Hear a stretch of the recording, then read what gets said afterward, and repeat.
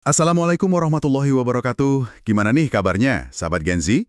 Setelah di pembahasan kita sebelumnya kita mendalami makna iman, sekarang kita masuk ke topik selanjutnya, yaitu topik kedua dari edisi Gen Z, anti gagal paham tentang Who Am I?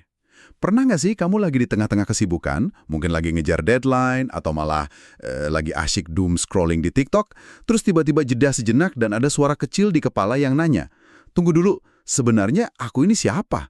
Buat apa aku capek-capek begini setiap hari?" Pertanyaan itu kalau dipikirin beneran, bisa bikin gelisah kan? Betul sekali. Rasanya kayak kita bangun di tengah-tengah permainan yang aturannya kita nggak tahu. Nah, hari ini kita akan coba cari buku manual kita sebagai manusia, biar kita nggak cuma ikut arus, tapi benar-benar paham misi besar yang kita emban. Dan ini penting sekali untuk digarisbawahi. Pertanyaan siapa aku ini bukan sekedar bahan buat konten self-help atau gejala krisis identitas ala Gen Z. Dalam perspektif yang akan kita gali, ini adalah sebuah perintah mendasar. Al-Quran itu mengajak kita untuk berpikir, merenungkan tentang penciptaan diri kita sendiri. Oh, jadi ini bukan pilihan ya, tapi emang sebuah keharusan. Tempat ini titik awal kesadaran. Tanpa tahu kita ini siapa dan dari mana, kita akan tersesat. Ini semacam kalibrasi GPS spiritual kita sebelum memulai perjalanan hidup. Oke, kalibrasi GPS. Saya suka istilah itu. Mari kita mulai dari dasar. Saya pernah dengar kalau dalam bahasa Arab, kata untuk manusia itu nggak cuma satu, dan masing-masing punya makna yang spesifik. Betul. Ada Anas, ada Al-Basyar, tapi ada satu kata yang katanya paling dalam maknanya. Al-Insan. Apa yang membuatnya begitu spesial? Pertanyaan yang bagus sekali. Al-Insan memang punya makna yang sangat mendalam. Ini bukan cuma label, tapi sebuah deskripsi pekerjaan. Deskripsi pekerjaan? Maksudnya, Beberapa sumber menyebutkan Al-Insan berarti manusia sebagai pemegang amanah yang terikat oleh waktu. wah, pemegang amanah terikat waktu, ada deadline-nya berarti ya? Selalu ada dua elemen kunci di sana. Amanah, sebuah tugas suci, dan waktu, deadline yang terus berjalan. Jadi sejak awal, kita didefinisikan sebagai makhluk yang punya misi penting dengan waktu terbatas. Bahkan asal katanya sendiri sudah seperti cermin dua sisi bagi kita. Cermin dua sisi? Gimana maksudnya? Sisi pertama berasal dari kata anasa, Anasa. Oke. yang artinya melihat, mengetahui, atau sadar. Ini adalah sisi optimistis kita, sisi yang menunjukkan potensi luar biasa kita untuk belajar, menyerap ilmu. Oke, itu sisi baiknya. Potensi untuk jadi keren. Lalu, sisi satunya lagi. Nah, ini bagian yang paling kena buat kita semua. Sisi keduanya berasal dari kata nasia. Nasia. Artinya, Lupa. lupa. Iya, lupa. Ada riwayat menarik dari Ibnu Abbas yang menjelaskan bahwa kita disebut insan karena kita pernah membuat sebuah janji agung kepada Allah. Tapi esensi kita di dunia adalah kita cenderung lupa akan janji itu. Jadi, kita ini secara harfiah adalah makhluk pelupa. Tunggu. Jadi ini bukan cuma soal disiplin yang lemah atau karena gampangnya terdistraksi notifikasi. Sifat pelupa akan tujuan hidup kita ini secara harfiah sudah built-in ke dalam definisi kita sebagai manusia. Tepat sekali. Itu menjelaskan banyak hal. Itu menjelaskan kenapa melawan distraksi rasanya seperti berenang melawan arus setiap hari. Baru 5 menit fokus kerja, lihat video kucing lucu, langsung lupa tadi mau ngapain. Nah, itu dia. Ternyata itu bukan cuma penyakit zaman sekarang, tapi memang bagian dari desain kita. Kesadaran ini bukan untuk membuat kita pasrah, tapi justru untuk membuat kita waspada. Kita sadar bahwa kita punya potensi agung dari anasa, tapi di saat yang sama kita punya kelemahan fundamental dari nasia. Pertarungan antara mengingat dan melupakan ya. Itulah panggung utama kehidupan kita sebagai al-insan. Oke, ini jadi semakin menarik. Kalau kita mau tahu siapa kita harus tahu dong bahan baku kita apa. Mari kita bedah origin story kita. Boleh. Siap-siap. Ini mungkin bisa mengubah cara kita memandang diri sendiri di cermin. Mari kita lihat prosesnya, karena ini adalah fondasi untuk menumbuhkan rasa rendah hati. Al-Quran menjelaskan dengan indah bahwa manusia pertama diciptakan dari saripati tanah, sebuah asal yang sangat membumi. Dari tanah, oke. Kemudian keturunannya, yaitu kita semua, berasal dari nutfah. Nutfah itu apa? Secara harfiah berarti setetes cairan hina atau air mani yang disimpan dalam tempat yang kokoh, yaitu rahim ibu. Dari sesuatu yang dianggap hina, itu saja sudah sebuah pukulan telak untuk ego ya. Dan proses setelahnya katanya sangat detail. Sangat-sangat detail. Diuraikan tahap demi tahap. Dari tetesan itu menjadi segumpal darah yang menempel, lalu menjadi segumpal daging, lalu dari daging itu terbentuk tulang belulang. Wow. Tulang itu kemudian dibungkus lagi dengan daging. Sebuah proses biologis yang sangat presisi. Itu luar biasa. Deskripsinya terasa sangat klinis, sangat biologis. Tapi kemudian ada satu langkah terakhir yang mengubah segalanya, kan? Betul. Dan ini adalah momen paling krusial. Setelah proses biologis itu sempurna, disebutkan bahwa Allah meniupkan ruhnya ke dalam jasad itu. Ditiupkan ruh. Disinilah terjadi lompatan kuantum. Dari sekedar gumpalan daging dan tulang, kita menjadi makhluk yang sepenuhnya baru. Makhluk yang memiliki kesadaran, perasaan, dan spirit. Perpaduan antara tanah yang fana dan ruh ilahi yang abadi. Itulah kita. Wow. Transisi dari biologi murni ke sesuatu yang metafisik, itu menakjubkan. Jadi, kita ini secara harfiah adalah perpaduan antara bumi dan langit. Kalau kita benar-benar meresapi ini, dari tanah liat dan setetes air, lalu diberi percikan ruh ilahi, rasanya nggak ada lagi ruang sedikit pun untuk sombong. Sama sekali tidak ada. Mau pamer apa? Jumlah followers, IPK, jabatan. Semuanya terasa konyol kalau kita ingat kita berawal dari mana. Yang berhak sombong hanya Sang Pencipta. Dan kesadaran itulah tujuannya. Menyadari asal-usul kita yang sederhana menuntun pada satu kesimpulan logis. Kita diciptakan oleh Zat yang Maha Suci. Maka misi kita adalah berusaha kembali kepadanya dalam keadaan suci. Kembali ke fikrah, ya, ke pengaturan pabrik kita. Tepat. Dan langkah pertama menjaga kesucian itu adalah dengan membuang jauh-jauh kesombongan. Jadi kalau kita datang dari sesuatu yang begitu sederhana, pertanyaan selanjutnya jadi semakin penting. Untuk apa kita diciptakan?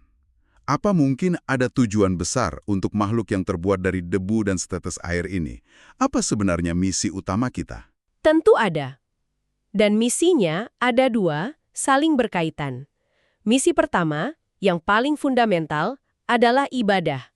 Ibadah. Ini ditegaskan dalam surah Az-Zariyat. Tidaklah aku ciptakan jin dan manusia, melainkan untuk beribadah kepadaku. Tapi di sini kita harus hati-hati. Hati-hati kenapa? Jangan sampai kita mempersempit makna ibadah. Nah, ini dia.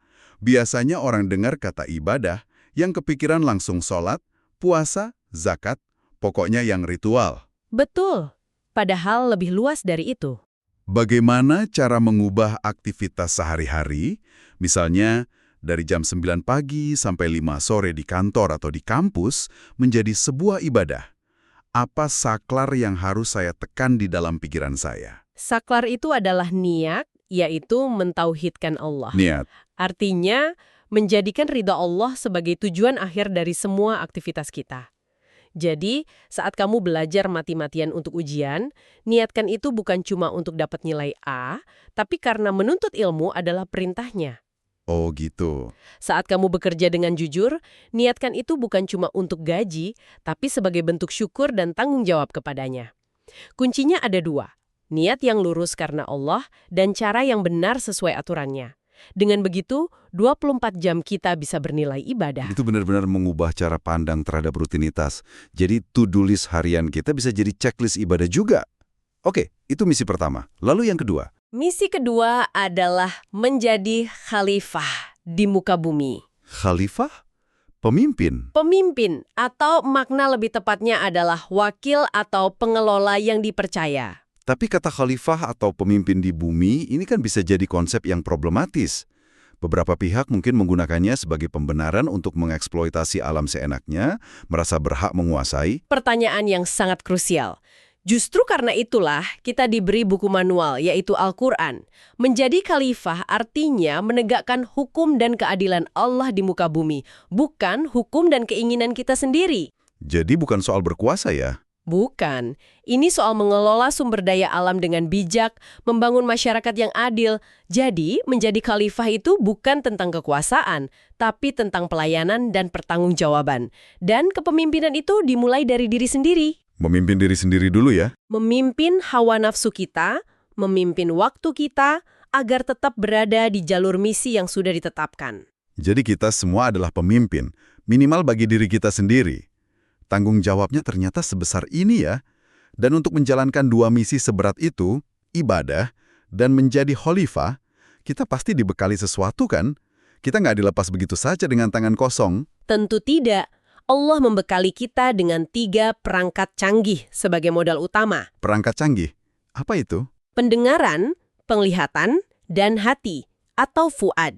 Ini adalah 3 gerbang utama kita untuk menyerap informasi, memprosesnya, dan mengambil keputusan. Pendengaran, penglihatan, dan hati.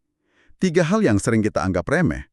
Padahal kalau dipikir-pikir, 3 hal inilah yang jadi target utama industri hiburan, media sosial, dan segala hal yang berpotensi membuat kita lupa akan misi kita. Tepat sekali. Semua berlomba-lomba merebut perhatian mata, telinga, dan perasaan kita. Betul. Dengan pendengaran kita menyerap ilmu. Dengan penglihatan kita mengamati tanda-tanda kebesarannya. Dan dengan hati kita merenung dan meyakini kebenaran. Tapi ada peringatan kerasnya. Apa itu? Ditegaskan bahwa setiap dari perangkat itu, pendengaran, penglihatan, dan hati, semuanya akan dimintai pertanggungjawabannya. Akan diaudit ya nanti? Akan ada auditnya. Dipakai untuk apa telinga kita? Untuk mendengar kebaikan atau gibah? Dipakai untuk apa mata kita? Semuanya akan ditanya. Dan saat kita sadar betapa besarnya pertanggungjawaban itu, ada satu cerita dalam Al-Quran yang benar-benar bikin merinding soal beratnya amanah ini. Ya, kisah dalam surah Al-Ahzab. Di sana diceritakan bahwa amanah ini, tugas ibadah dan kekhalifahan ini, pernah ditawarkan kepada langit, bumi, dan gunung-gunung. Makhluk-makhluk raksasa itu. Iya, dan mereka semua menolak. Mereka enggan memikulnya karena takut tidak akan sanggup. Dan tebak siapa yang maju dan menyanggupinya? Kita, manusia. Betul. Itu sebabnya di akhir ayat itu, manusia disebut amat zalim dan amat bodoh. Jika kita menyia-nyiakan amanah yang bahkan gunung pun tak sanggup memikulnya.